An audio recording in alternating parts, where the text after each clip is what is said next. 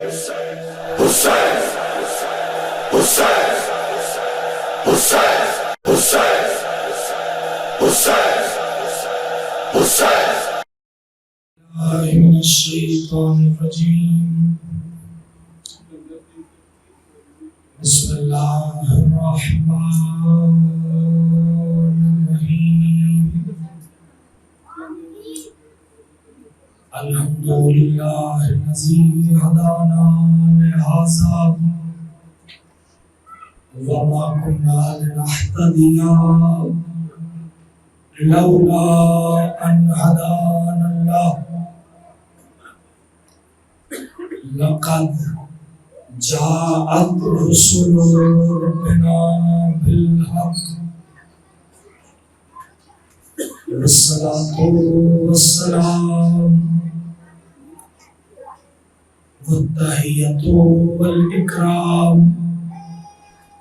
على سيدنا أسلمنا في الوجود سر الله في كل موجود نقطة دائرة الوجود صاحب لواء الحمد والمقام المحمود الخاتم لما سبق والفاتح لمن ولق المعلن الحق بالحق ابو القاسم المحمد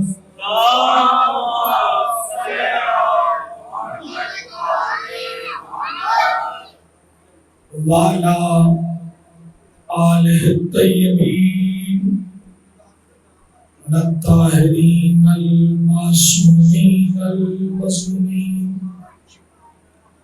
ولعنۃ اللہ علی اعدائہم ومنکر فضائلہم ومصائبہم وعظمتہم وطہارتہم وولایتہم من لیلنا ھذہ الی قیام یوم الدین اما بعد فقط قال اللہ تبارک و تعالی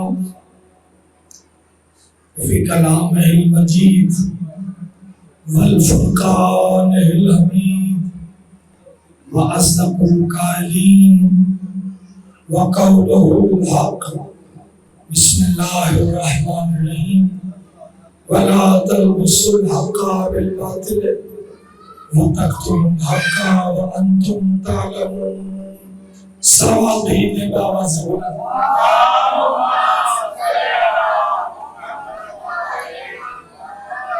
حاضرین گرامی قدر، آغاز گفتگو سے قبل بیٹے وہاں پنکھا بھی نہیں ہے، یہاں جو یہاں پنکھا بھی چل رہا ہے، ہوا بھی آ رہی ہے، جگہ بھی زیادہ صاف ہے۔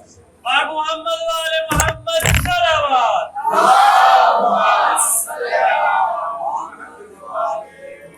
آگے آگے انہیں نیاز حسین درود پڑھتے ہوئے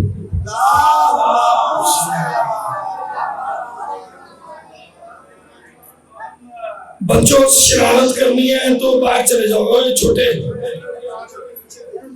اگر شرارت کرنی ہے تو باہر چلے جاؤ، نہیں تو خاموش ہو کے میں یہ سنتے ہیں۔ نعرہ تکبیر، نعرہ تکبیر، نعرہ رسالت، نعرہ رسالت، نعرہ حیدری، حیدری، حسینیت، حسینیت، یزیدیت، یزیدیت، آواز بلند صلوات۔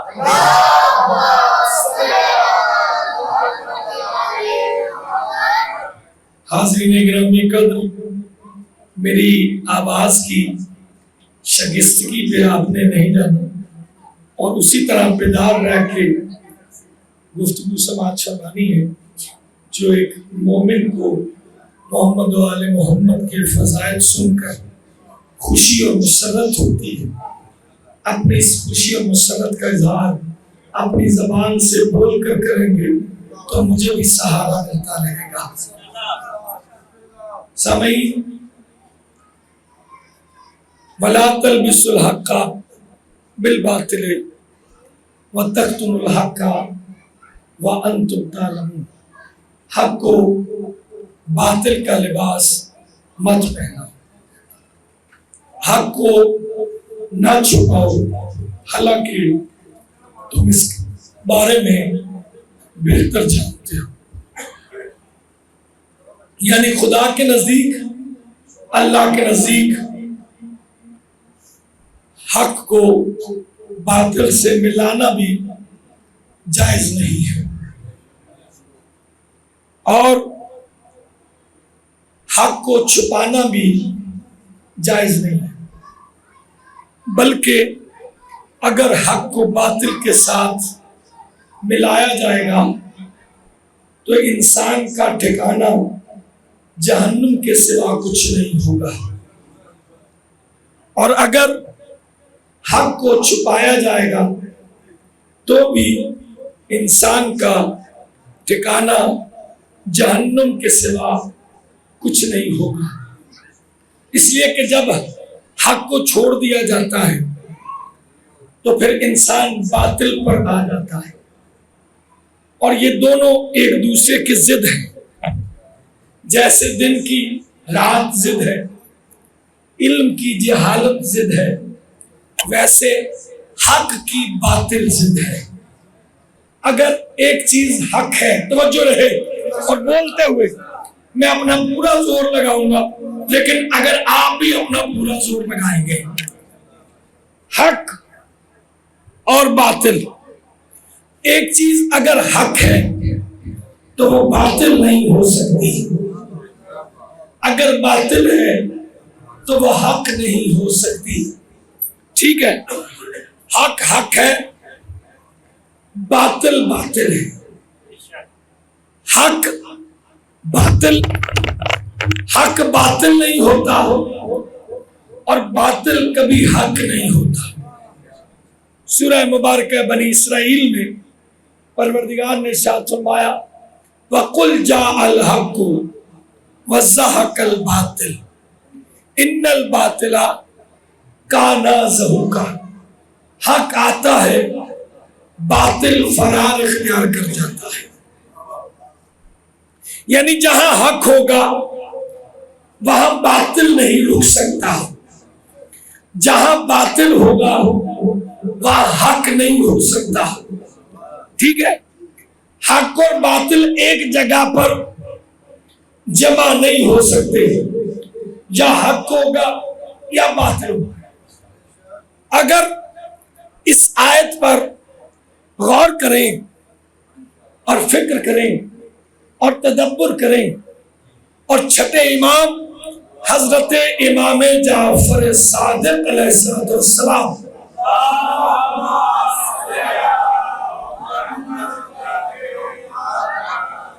آج کل میں اونچا سننے لگ گیا ہوں، ذرا بابا سے بلند محمد والے محمد پہ سنیں۔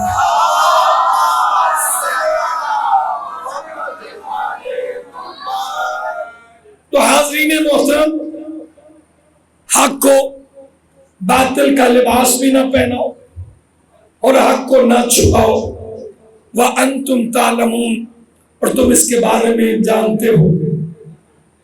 حاضرین گرامی قدر، حق کو جنہوں نے چھپایا وہ بھی قابل لعنت قرار پائے۔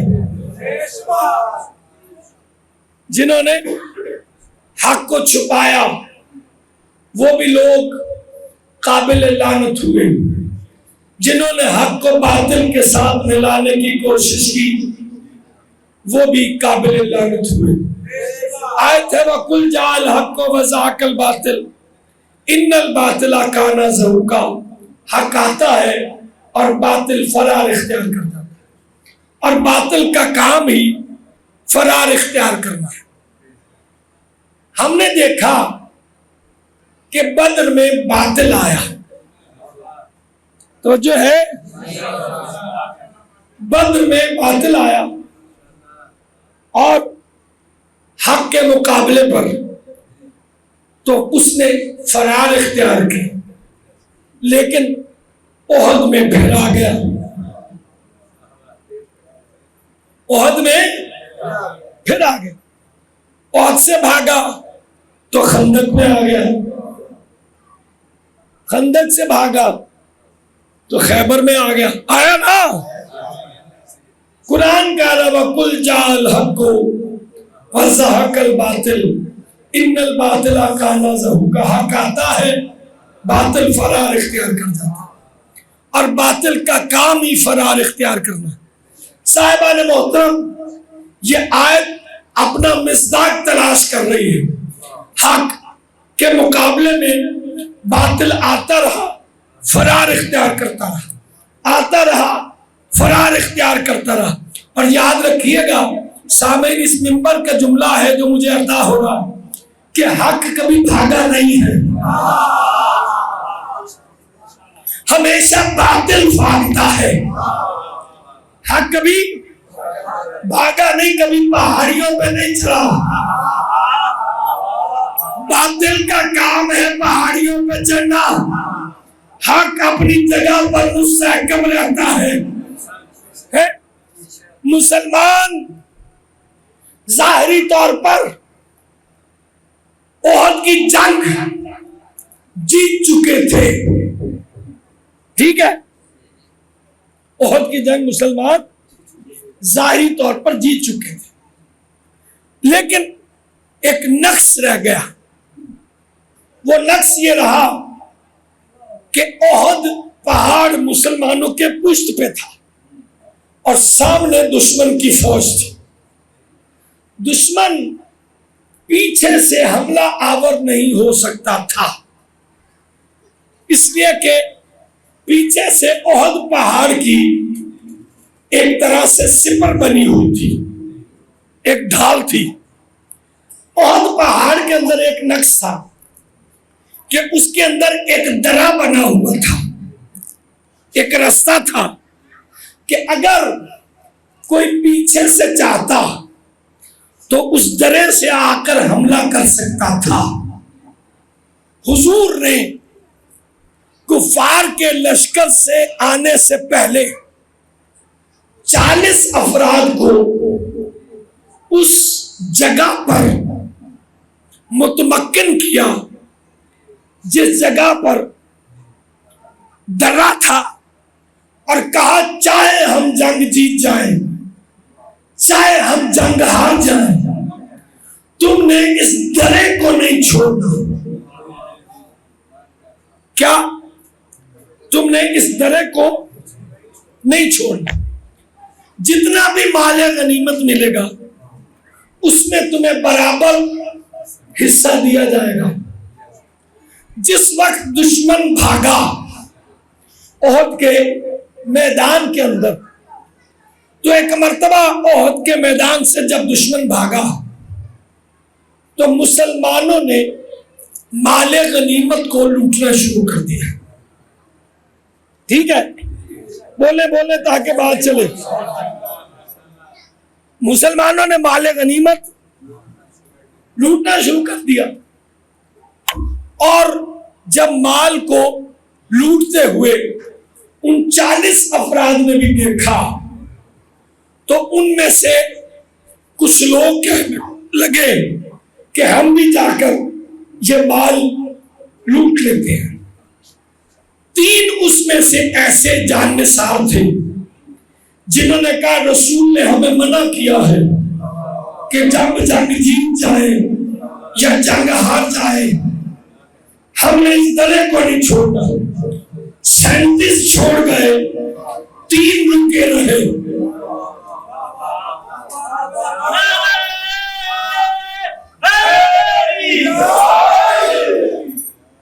37 چلے گئے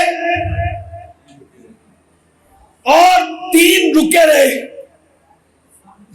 اور جو 37 بھاگے انہوں نے مال غنیمت کو جا کے لوٹنا شروع کر دیا۔ جب مال غنیمت لوٹنا شروع کیا تو ایک مرتبہ مال غنیمت انہوں نے لوٹا، تو دشمن جو بھاگ رہا تھا اس نے درے کو خالی پایا. ٹھیک ہے, اس نے کہا وہ کوئی ادھر معمور ہی نہیں. تو خالد بن ولید اس نے ایک دستہ لیا اور احد پہاڑ کے پیچھے سے آ کر مسلمانوں پر حملہ کر دیا.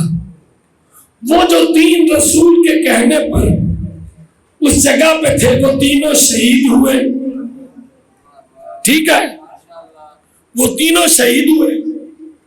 اور ایک دم سے جب ادھر سے بھی حملہ ہو, سامنے سے بھی حملہ ہو, تو مسلمان ہڑبڑا اٹھے اور پھر جس کو جدھر منہ کیا وہ ادھر کو بھاگنا شروع ہوا.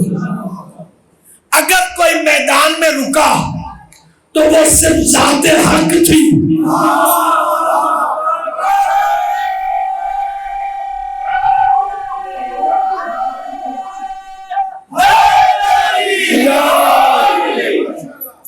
بھائی دو ہاتھ اٹھے, میں نے ہاتھ اٹھایا ہے, باقیوں کو ہاتھ اٹھاتے ہوئے درد ہوتی ہے. نعرہ لگوائیں جی دونوں بازو بلند کر کے.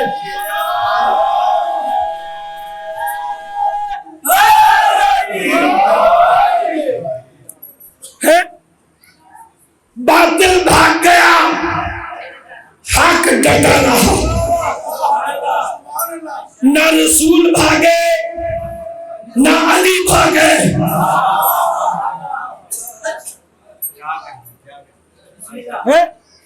حق ڈٹا رہا.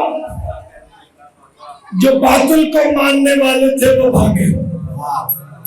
ٹھیک ہے, ایک آواز گونجی تھی احد کے میدان کے اندر, بیٹا باتیں بند کرو, مجلس ہو رہی ہے, کوئی تمیز ہوتی ہے. ایک سلوات بھیج دے محمد و آل محمد.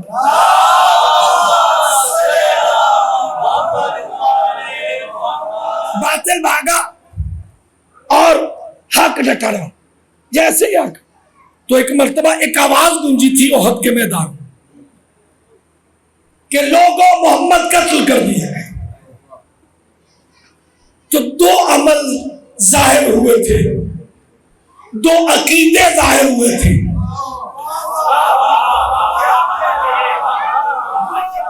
ایک عقیدہ یہ کہہ رہا تھا جب محمد نہیں رہے تو ہم لڑ کے کیا کریں گے. بات نہیں پہنچی. جب محمد نہیں رہے تو ہم لڑ کے کیا کریں گے. دوسرا عقیدہ تھا جب محمد نہیں رہے تو ہم جی کر کیا کریں گے.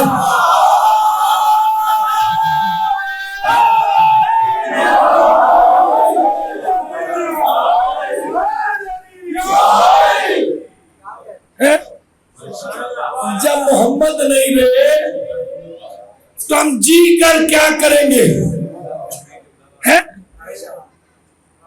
ایک عقیدہ ان کا تھا جو پہاڑیوں پر چڑھ رہے تھے کہ جب محمد نہیں رہے تو ہم لڑ کر کیا کریں گے. اور ایک ان کا عقیدہ تھا جو ذات علی ابن ابی طالب تھے کہ اگر محمد نہیں رہے تو ہم جی کر کیا کریں گے. رسول ایک گڑھے میں گر گئے. جب دشمن بھاگا تو مسلمان ڈر کے بھاگے اور اس جنگ میں رسول کے چہرے مبارک پر بھی زخم آیا. رسول کے دندان مبارک بھی شہید ہو گئے. جب رسول کے دندان مبارک شہید ہوئے نا تو جس نے نصرت کا وعدہ ذوالعشیرہ میں کیا تھا کہ انا ناصرک یا رسول اللہ, کوئی بھی موقع آ جائے گا میں آپ کی نصرت کروں گا. میرے مولا نے دیکھا رسول کہاں ہے. رسول ایک گڑھے میں گر چکے اور کافر آپ پر حملہ کرنا چاہ رہے کہ میرے مولا نے تلوار چلائی جو ہاشمیوں کی زینت تھی. بھائی جملے کی قدر کریں. حاشیوں کی زینت تھی، اور رسول کو مرکز بنایا، اس لیے کہ رسول مرکز ہی ہونا چاہیے۔ تمہارے لیے رسول اللہ کی زندگی بہترین اسوہ حسنہ ہے، مرکز رسول ہونا چاہیے۔ ہم علی کو کیوں مانتے ہیں؟ رسول کی وجہ سے۔ بے شک مولا کی کمال اپنے مقام پر ہے، یہ نہیں ہے کہ مولا کے ذاتی کمال کوئی نہیں۔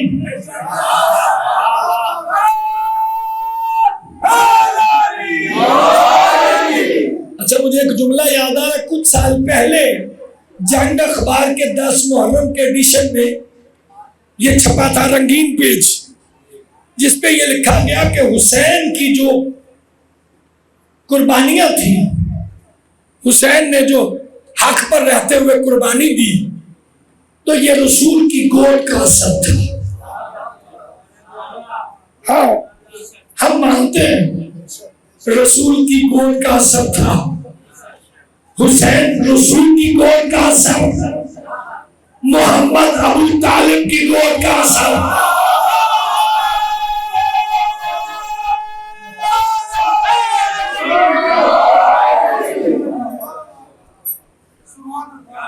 اپنی اپنی گود کا مقدر ہے،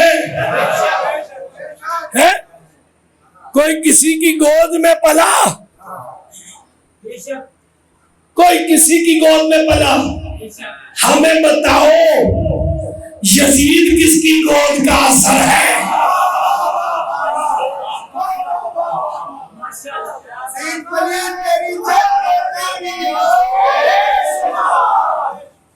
یزید کس کی گود کا اثر؟ اس جملے کو ہم مانتے ہیں۔ تو صاحبان گرامی، رسول کو مرکز بنایا علی نے، اور مرکز بنا کر، اور یہ بھی تاریخی لڑائی صرف بنی ہاشم کی زین تھی کہ گھوڑے کو ایک اصطلاح استعمال کی جاتی ہے، گھوڑے کو کعبے پر لگانا۔ کیا مطلب؟ گھوڑے کو گول گھماتے چلے جانا۔ میرے مولا نے رسول گڑے میں اور گھوڑے کو کعبے پر لگا لیا، اس تیزی سے علی کا گھوڑا گھوم رہا تھا اور کافروں کی گردنیں کٹ رہی تھی۔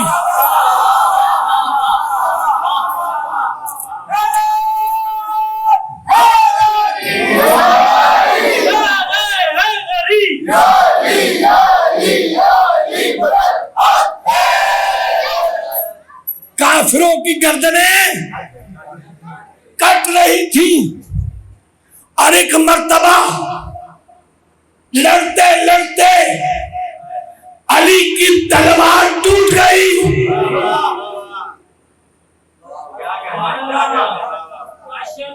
میرے مولا کی تلوار ٹوٹ گئی۔ جب علی کی تلوار ٹوٹی نا، تو میرے مولا رسول کی خدمت میں حاضر ہوئے۔ یا رسول اللہ، میری تلوار ٹوٹ گئی۔ ابھی یہ کہنا تھا کہ جبرائیل قصیدہ پڑھتے ہوئے آیا، لا فتح الا علی، لا سیف الا ذوالفقار۔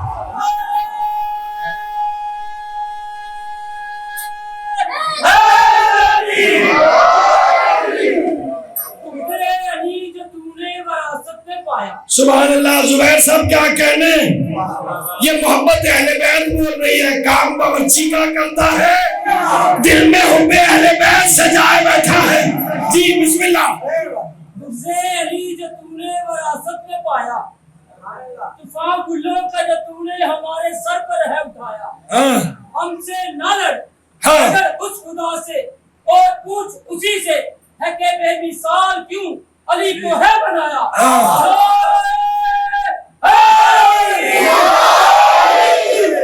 اب زبیر نے مصرع پڑھا کہ علی کو کیوں بے مثال بنایا ہے؟ ہم سے نہ شکوا، کہتے ہیں علی کا مقدر تھا، بدر فاتح ہوئے علی کا مقدر کہ علی کعبے میں آیا، علی کا مقدر رسول کے ہاتھوں میں آ کے آنکھیں کھولی، علی کا مقدر قرآن کے نازل ہونے سے پہلے رسول کے ہاتھوں پہ تلاوت قرآن کر کے بتا دیا میرا تعلق قرآن کے ساتھ کیا ہے، علی کا مقدر۔ ایسے ہی ہے، رسول کے جسم پر پتھر مارنے والے تھے، بچانے والا علی تھا، یہ علی کا مقدر ہے، یہ علی کا مقدر۔ شب ہجرت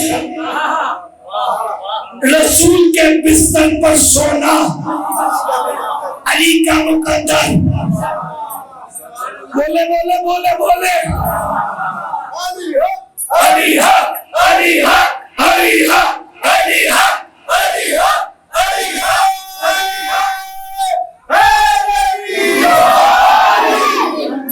ہے۔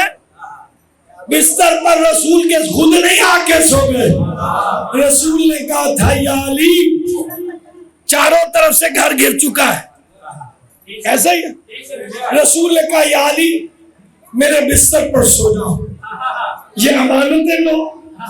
رسول کا اپنے بعد اگر کسی کو امین چننا تھا تو وہ علی ابن ابی طالب تھے۔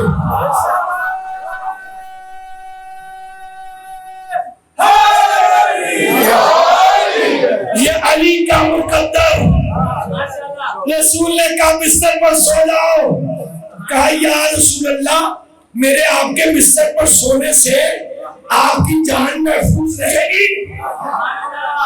کہا یا علی میں علم نبوت سے جانتا ہوں۔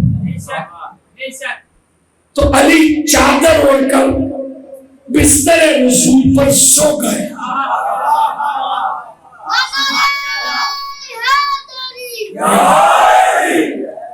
سو گئے۔ یہ سونا کتنا مہنگا بکا، تھک گئے لگتا ہے میرے خیال سے، اپنے جاگنے کا ثبوت بھی دیتے رہے۔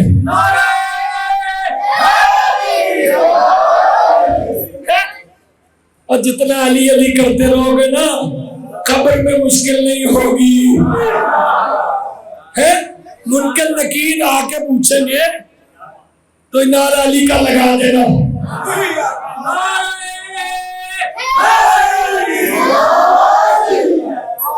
ہے محسن نقوی شہید نے بھی کہا نا، جواب مشکل ہے فرشتوں، سوال مشکل ہے فرشتوں، جواب مشکل کشا سے پوچھو۔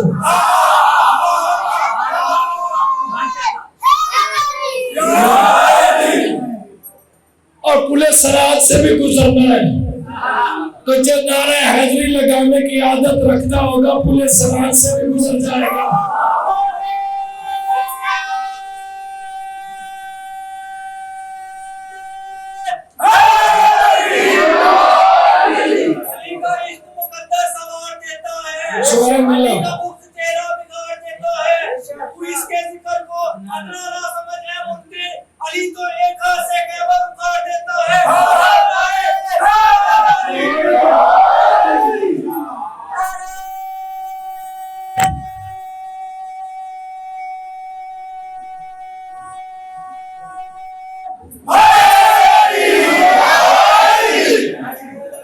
علی کا مقدر رسول کے بستر پر سو گئے۔ یہ سونا سستا نہیں بکا ہے۔ اللہ نے کہا علی سودا کرنا چاہتے ہو سونے کا میرے ساتھ؟ اب سودا طے ہو رہا ہے، کہا جنت دے دوں؟ کہا تو جنت کے مالک تو میرے بچے ہیں،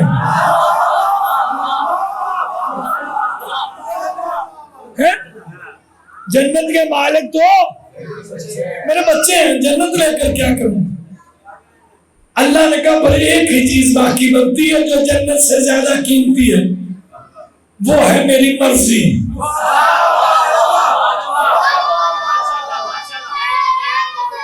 کیا؟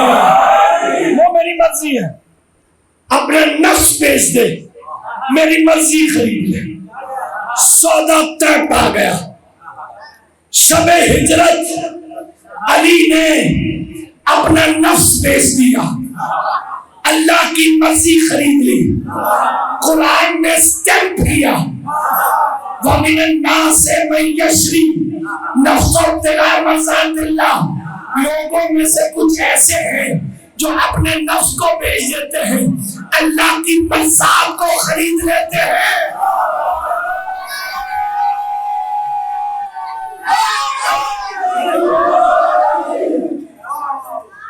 میرے مولا نے مرضیاں خریدی، یہ علی کا مقدر ہے، علی کا مقدر۔ دشمن گھر کو گھیرے رکھا، اور جب کود کے آیا، میں نے شب ہجرت ابھی نہیں پڑھنا، جب کود کے آیا تو کہنے لگے رسول کہاں گئے؟ کہا میرے سپرد کر کے گئے تھے۔ جو مجھ سے پوچھ رہے ہو، اس وقت تک مدینے میں رسول داخل نہیں ہوئے جب تک علی نہیں آ گئے۔ یہ علی کا مقدر، سیدہ کا رشتہ لے کے بڑے آئے تھے۔ رسول نے کہا تھا جس کے گھر پر ستارہ اترے گا فاطمہ کا رشتہ اسے دیا جائے گا۔ ستارہ علی کے گھر اترا، علی کا مقدر، علی فاتح بدر و خیبر و خندق و حنین ہوئے، یہ علی کا مقدر۔ اب میں کہتا ہوں اپنے پھوٹے ہوئے مقدر لے کر علی کے مقابلے میں کیا کرنا؟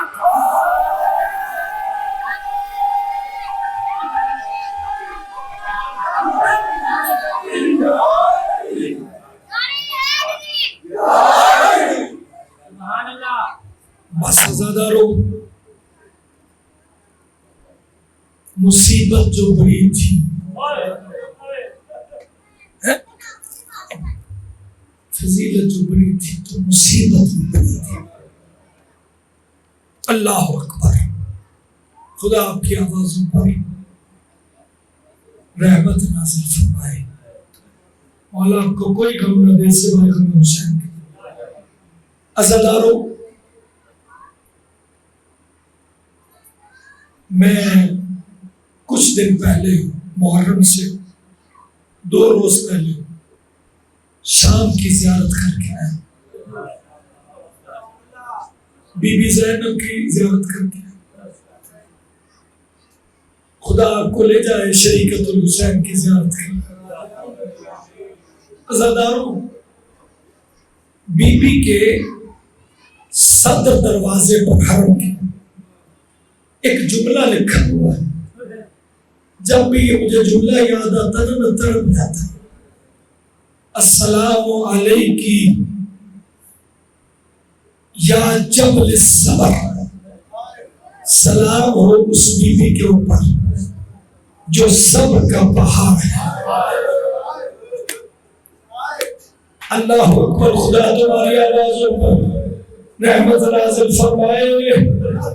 مولا کوئی غم نہ دے سوائے غم حسین کے۔ عزاداروں، 6 کی شب شروع ہو چکی ہے، حسین چند دن کے مہمان ہیں۔ اللہ اکبر، روئے گا وہی جس کے دل میں قبر حسین ہے۔ عزاداروں، کوئی بھی کام حسین نے، سید سجاد نے، امام محمد باقر نے اپنی پھوپھی کے مرضی کے بغیر نہیں کیا۔ اللہ اکبر۔ عزاداروں، میں بی بی کے شہزادوں کے مسائل پڑھنا چاہ رہا ہوں، ذرا اپنی فکروں کو آمادہ رکھیے گا۔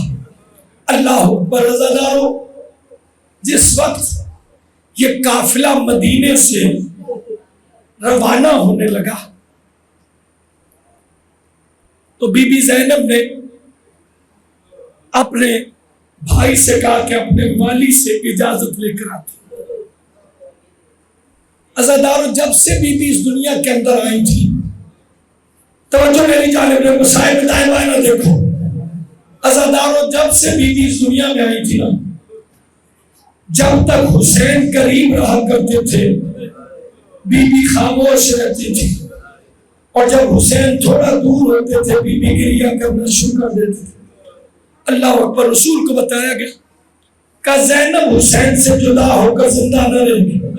اللہ اکبر۔ عزادارو، جب حضرت عبداللہ ابن جعفر طیار کے ساتھ نکاح ہونے لگا نا، تو امیر المومنین نے نکاح میں یہ شرط رکھی تھی کہ عبداللہ کبھی بھی تم زینب کو اپنے بھائی حسین سے ملنے سے منع نہیں کرو گے، اور اگر حسین کو کہیں سفر پر جانا پڑا تو زینب کو ساتھ جانے سے روکو گے نہیں۔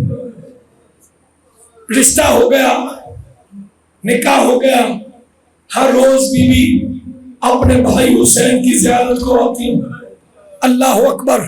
خدا آپ کی آوازوں پر رحمت نازل فرمائے۔ عزادار و روایات یہ کہتی ہیں کہ ایک مرتبہ جیسے ہی حسین میرے مولا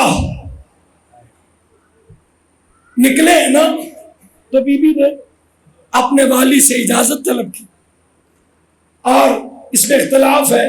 کچھ روایتیں کہتی ہیں کہ مدینے سے ساتھ چلے، اور کچھ میں یہ روایت ہے کہ جس وقت حسین مکے سے روانہ ہوئے تو ابھی ایک منزل دور گئے ہوں گے، جہاں مسجد تنعیم ہے، جہاں سے عمرہ والے عمرے کا طواف احرام باندھتے ہیں، اس جگہ پر ابھی آ کے قافلہ رکا تھا کہ حضرت عباس کو حسین میرے مولا نے بلایا، اور بلانے کے بعد کہا حسین اے عباس ایک خیمہ یہاں پر نصب کرو۔ کہا مولا ابھی تو ایک منزل مکہ سے دور آئے۔ کہا میرا کوئی مہمان آنے والا۔ ایک مرتبہ خیمہ لگا دیا۔ جب خیمہ لگا تو حضرت عباس خیمے میں موجود تھے۔ کہا عباس ذرا خیمے سے باہر جا کر دیکھ، میرا مہمان آ گیا ہے۔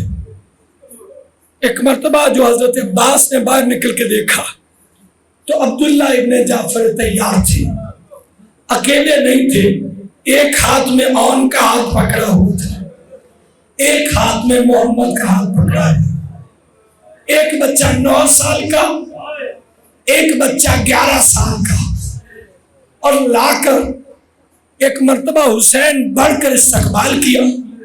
بہت عزت کرتے تھے حسین حضرت عبداللہ کی، سن کے اعتبار سے حضرت عبداللہ امام علی مقام سے بڑے تھے، رشتے میں بہنوئی کا رشتہ ہے، چچا زاد بھی ہے۔ حسین بڑا احترام کرتے تھے۔ کہا کیسے آنا ہوا؟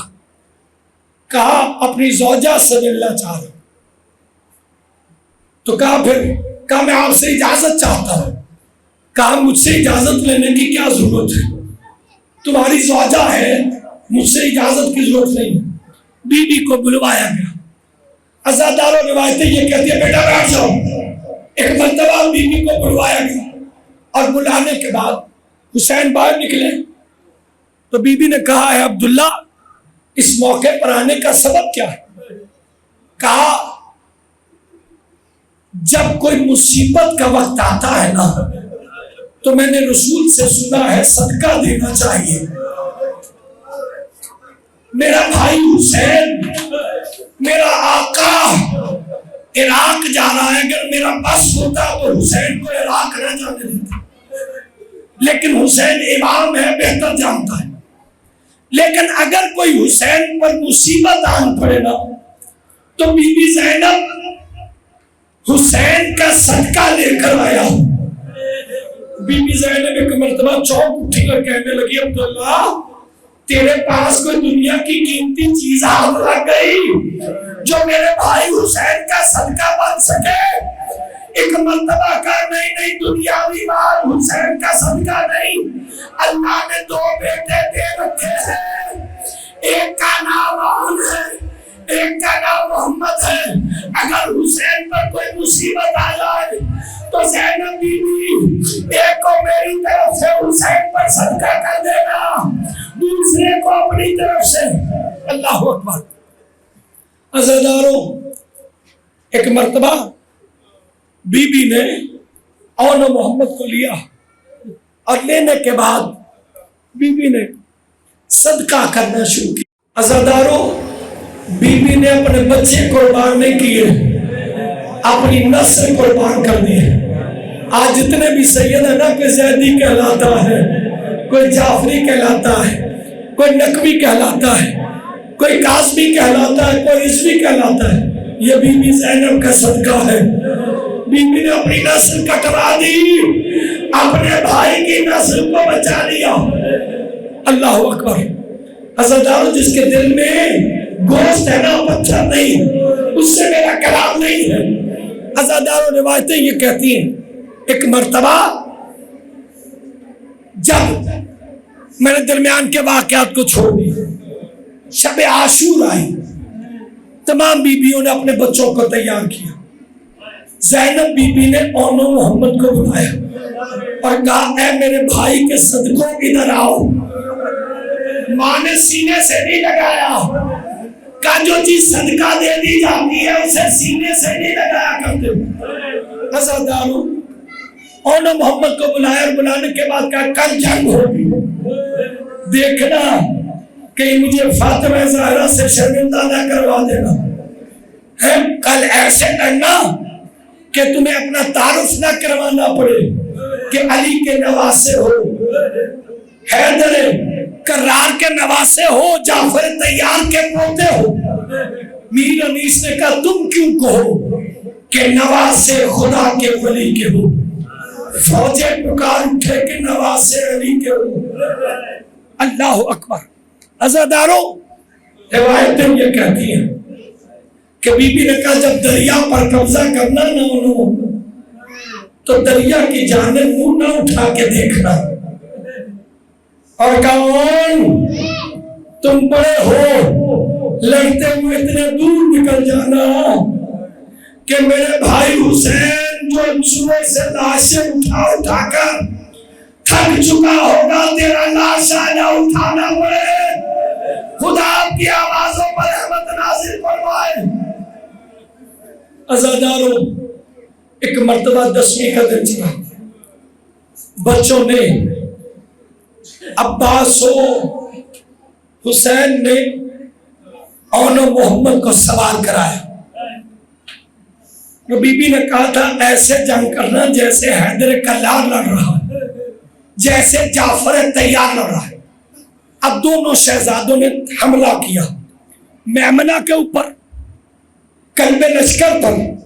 میمنہ قلب لشکر کو میمنہ پہ پلٹا، میمنہ کو میسرہ پہ پلٹا. لڑتے لڑتے عمر ابن سعد کے خیمے تک پہنچ گئے، دریا پر قبضہ کر لیا، لیکن دریا کے طرف رخ نہیں کیا. کہا مادر گرامی سکینہ پیاسی ہو اور ہم پانی کے طرف رخ اٹھا کے دیکھ لیں. اللہ اکبر. عزیزانو، خدا لعنت کرے عمر بن سعد پر. اس نے کہا ہاشمی جوان ہے، ایسے نہیں پکڑے جائیں گے، ان کو دھوکے سے مارو. خدا لعنت کرے اس ملعون کے اوپر جس نے ایک آواز کسی بھی بچوں ذرا خیمے کی جانب دیکھو، تمہاری ماں کے سر سے چادر اتر گئی، ابھی چادر کا نام آنا تھا. بچوں نے پیچھے مڑ کر دیکھا، اب منظر کیا تھا؟ عزادارو، جس کے ہاتھ میں جو آ رہا تھا وہ اونو محمد کو مارتا. عزادارو چھوٹا گرا، اس نے کہا سلام علیکہ یا ابا عبداللہ، اے بابا مولا آپ پر میرا سلام ہو. عزادارو، میں نے مسائب پڑھ دیا، آپ نے سن لیا. عزادارو، روایتیں یہ کہتی ہیں کہ جس وقت اونو محمد گرے تو حسین پہنچے محمد کے لاشے پر. اور روایتیں یہ کہتی ہیں کہ ایک مرتبہ محمد کے لاشے کو اٹھا کر لائے اور ان کا لاشا دور تھا. عزادارو، روایتیں یہ کہتی ہیں کہ ایک مرتبہ بیویوں نے ہجوم کیا اور گریہ کرنا شروع کیا اور ان کے لاشے کے اوپر. محمد کے لاشے کے اوپر جیسے گریا کرنا شروع کیا نا تو دیکھا زینب بی بی نہیں ہے. عزاداروں تو بیویوں نے کہا زینب بی بی اپنے بچوں پہ گریا نہیں کرے گی. تو ایک مرتبہ کہا عزاداروں بی بی کا جملہ ہے جو صدقہ کر دیا جائے اس میں رویا نہیں کرتے. عزاداروں جب 11 محرم کو یہ لوٹا ہوا قافلہ چلنے لگا ہے نا تو ایک ایک بیوی اپنے وارث کے جنازے پر پہنچ گئی. جناب زینب حسین کے لاشے پر پہنچی اور بی بی کلثوم عباس کے لاشے پر پہنچی. عزاداروں علی اکبر کی ماں علی اکبر کے لاشے پر پہنچی. بی بی فرما قاسم کے جسم کے ٹکڑوں کے پاس پہنچی. عزاداروں حدیث ابن مسلم کہتا ہے میں نے 2 لاشیں دیکھے جن پر رونے والا کوئی موجود نہیں تھا. میں نے سوال کیا اے سید سجاد کیا ان کی ماں مر گئی ہے؟ تو سید سجاد نے کہا میری پھوپھی نے اپنے بچے اپنے بھائی حسین پر حسین حسین حسین حسین